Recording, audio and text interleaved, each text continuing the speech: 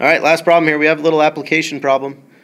We have at most 8 hours to spend at the mall and at the beach. Okay, let's say X is the mall, and let's say Y is the beach.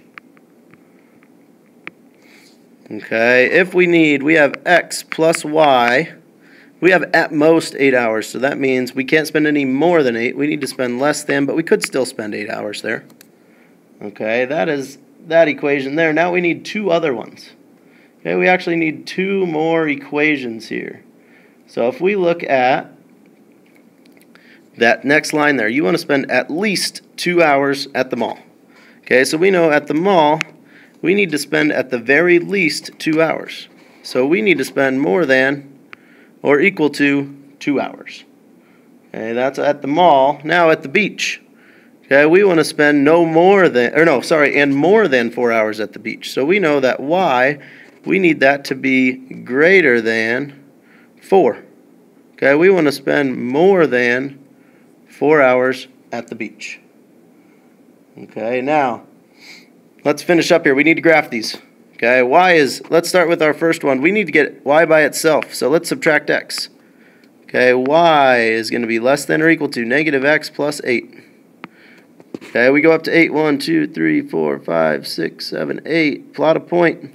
Our slope, -1. So -1, right 1, down 1, right 1, down 1, right 1, down 1, right 1. Okay, we have our straight line through those points.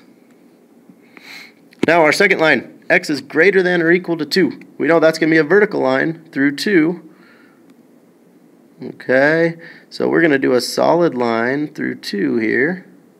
Notice we have 3 lines on this graph. We haven't done that before.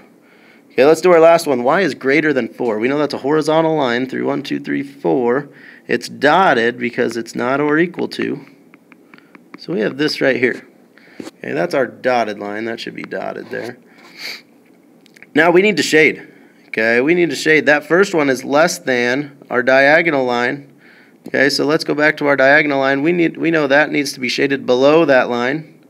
So we're shading over here below our diagonal line.